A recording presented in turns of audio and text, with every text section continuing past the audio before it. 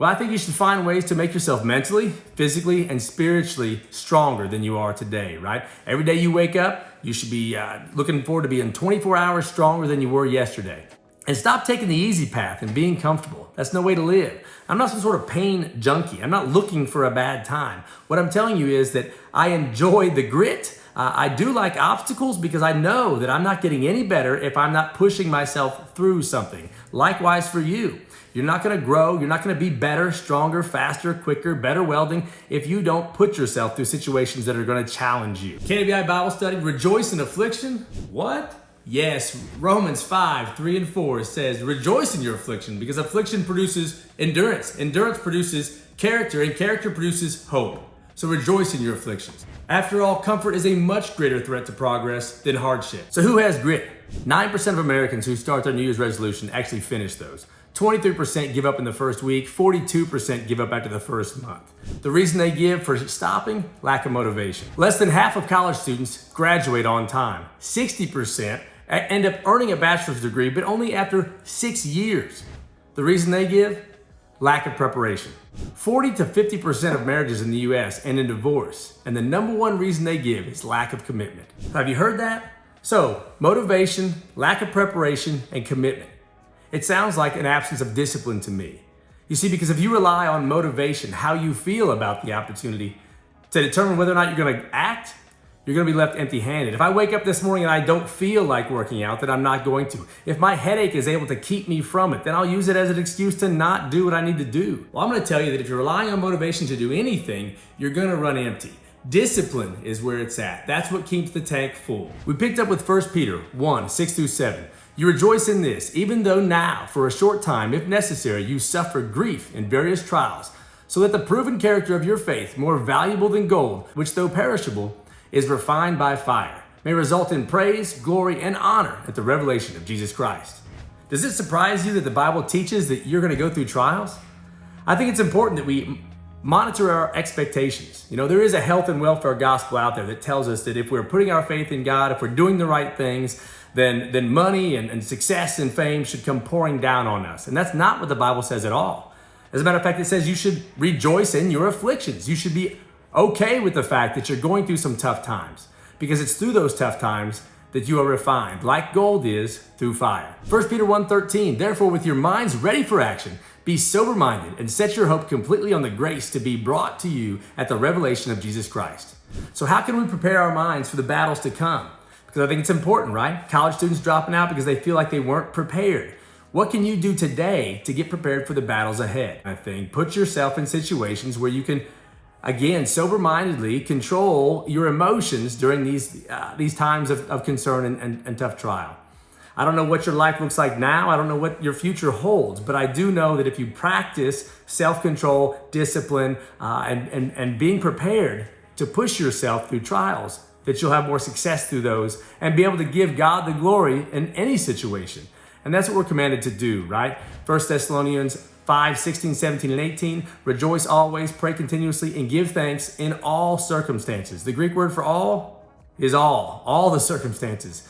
Give him the glory. I think we can all admit that trials make us stronger. I don't go to the gym not expecting that I need to put on more weight every time or try to do more reps to get stronger. If I want to run a marathon, what do? I need to run. And if that running is comfortable to me, then I need to go run faster or run longer, because I'm not growing in the comfort areas. You're only growing in the areas where there is a little pain produced. And that's the same way with welding here at the Kentucky Welding Institute, right? Or any welding school you're at. If you're not putting yourself through the ringer, if welding is easy, if you're in a chair or you're in the easy position, you're welding in the flat, how can you possibly expect to face the trials out in the field when it's going to come in the rain, in the sleet, when you're upside down and when you're in a tight position, when it's hot, when you're in the boiler, when you're in the penthouse, when you're squeezing through tubes and welding through mirrors? How can you possibly expect to meet that expectation, to meet that challenge, if you haven't put yourself through the practice? A lot of our youth play sports. Which should be harder for you, the practice or the game? I hope you say your practices are harder, because if that's not the case, then your coaches are lacking a little bit. You personally should push yourself much harder in practice than in the game. The game should feel easy when they come. The game should slow down for you. Your cardio should be okay at that point. Your endurance through that game should be easier because you have pushed yourself to the max through those practices. That is what's going to elevate your game. The same thing is true in life. 1 Peter 1:14. As obedient children, do not be conformed to the desires of your former ignorance. Ooh, now, what are some examples of your old thinking that derailed your pursuits of your goals or of you and God? I can think of many in my life. Growing up and watching myself think and mature, I know there are a lot of things I wish I had done differently. Regret kind of settles in. Now, is regret a bad thing? I don't think so, because again, if I don't regret my sins, then I'm not going to be truly repentant to the God who I owe repentance to, who I should be sorry for my sins that I've committed against Him. I think regret is a good thing. You'll hear a lot of people say, "Hey, regret's not. I don't have any regrets, because if my life was any different, then I wouldn't be where I am today. And look at what I've got." And sure, you should appreciate where you're at right now and the trials that have gotten you here, but I think in the back of your mind, if you're not living and learning without any regret, you're not truly learning from your mistakes. I'm okay to admit the regrets I've had in my life. So that old way of thinking, growing up, you wanted things easy. You wanted mom and dad to provide for you. You wanted to be comfortable on the couch or whatever, playing video games on a Saturday. Those old ways of thinking, being comfortable in your youth, are what's going to get you in trouble in adulthood. Because you can't grow in comfort. Matter of fact, if you're living comfortably now, if things in your life are easy, then you're not challenging yourself. And without challenge, you will not grow. You will not excel. You will not achieve. You can't be better next year than you are right now if you're not pushing yourself to do so. If you're living comfortable right now, then you're probably going to be exactly where you're at a year from now. So why is sin or going the easy way so enticing during those trials? Well, I think we just answered it. Because it is easy, right?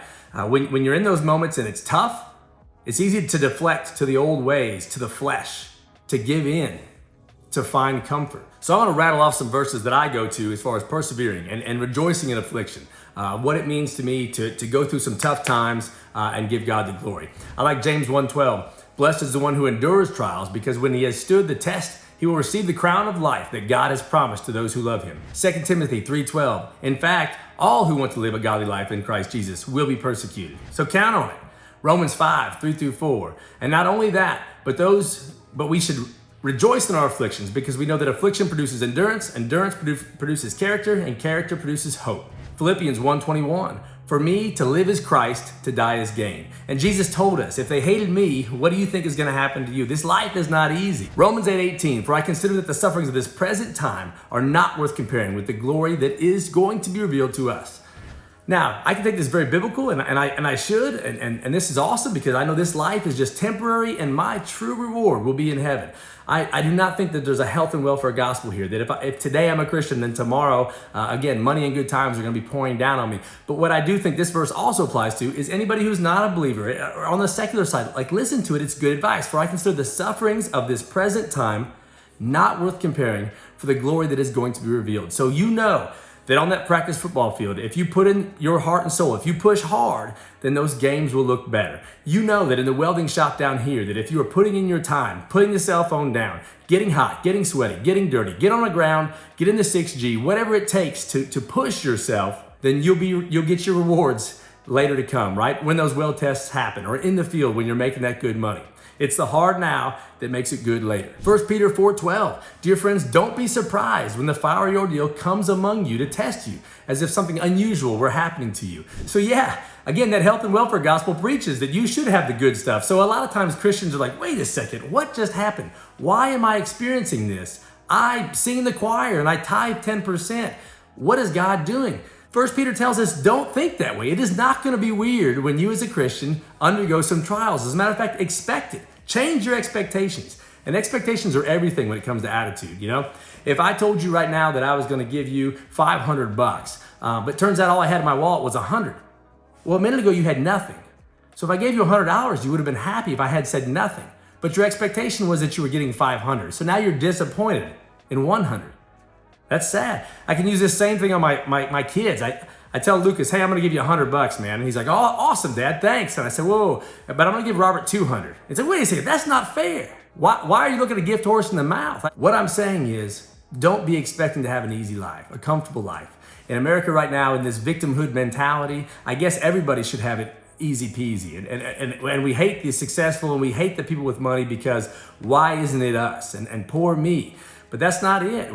We should expect the trials. It says life, liberty, and the pursuit of happiness. Thomas Jefferson didn't say you should be happy. He said you've got a right to go after it. So who are some of our role models in the Bible that we can look to on this? Moses. Think about what Moses did. He left being the son of Pharaoh's daughter, right? Life, luxury, prestige. I'm pretty sure, servants and chanting out whatever he wanted them to do, and they did it. He left that to go lead a slave people through the desert for 40 years. Seems odd to me, but he did it. Joseph. If you don't know the story of Joseph, pretty rough life. His brothers hated him so much that they wanted to kill him, ended up selling him into slavery. He gets down to Egypt and he's doing good because he's always kind of an optimistic type of guy. You can never really find Joseph being whiny or not doing the right thing. So in Potiphar's house, as Joseph rises to the top, Potiphar's unfaithful wife falsely accuses him of trying to have relations with her, and he gets in trouble for it. He gets jailed because of the lying wife. In jail, being a good guy, he rises to the top again. There's a baker and a cupbearer. They have dreams, and Joseph interprets those, and the cupbearer says, I'm going to remember you when I get to Pharaoh and get out of here, and he forgets about him. Joseph always just stands the test of time, though, keeps on being positive.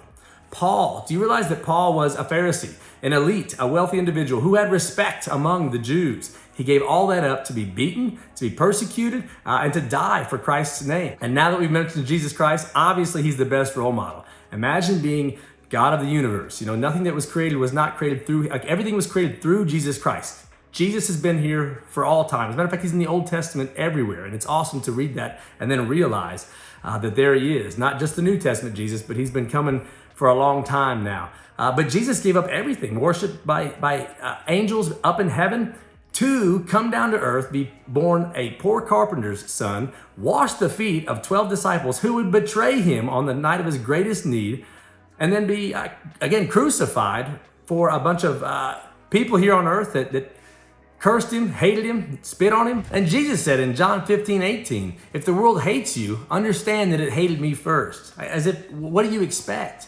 Of course, you're a follower of mine. So if they crucified me and hated me, what do you think they're going to do to you? What is your expectation right now as a Christian living in this fallen world?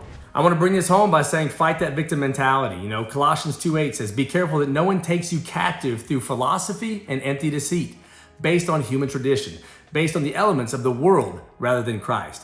The victimhood mentality is everywhere. There's a big song going on right now about rich men in Richmond, and I really feel like that's victim mentality. Like, yeah, are there some things going wrong? Of course, but this woe me stuff doesn't cut it with me. I'm going to push through. I'm going to control what I can do and work hard. And no matter what trials and tribulations I go through, God gets the glory always. Let's look at the apostles. Acts 5:40 through 42. After they had called the apostles in and had flogged them, okay, so the Pharisees and Sadducees beat the apostles because they were speaking the name Jesus Christ. After that had happened, they beat them and released them. Then the apostles went out from the presence of the Sanhedrin, rejoicing that they had been counted worthy to be treated shamefully on behalf of the name of Jesus Christ. And then thereafter, every day in the temple, in the various homes, they continued teaching and proclaiming the good news that Jesus is the Messiah. Now, that doesn't seem, again, expectation-wise, you would have thought that the 12, or the apostles in front of the Sanhedrin came out and were like, oh man, what the heck? How is this happening to us? Poor me. Look at the big establishment and what they're doing. No, they came out, smiles on their face, rejoicing that they had been counted worthy to be shamed for the name of Jesus Christ. James 1:22 says, be doers of the word, not just hearers, lest you deceive yourself. So how do we put this into action? Well, I think you should find ways to make yourself mentally, physically, and spiritually stronger than you are today, right? Every day you wake up, you should be looking forward to being 24 hours stronger than you were yesterday. And stop taking the easy path and being comfortable. That's no way to live. I'm not some sort of pain junkie. I'm not looking for a bad time. What I'm telling you is that I enjoy the grit. I do like obstacles because I know that I'm not getting any better if I'm not pushing myself through something. Likewise for you. You're not going to grow. You're not going to be better, stronger, faster, quicker, better welding if you don't put yourself through situations that are going to challenge you. 5 quick things about trials. I guarantee you'll face them. They're here to test you. They take preparation. They're gonna lure you backwards, but they're only temporary. So if you can push through and get some perseverance, you'll be better for it.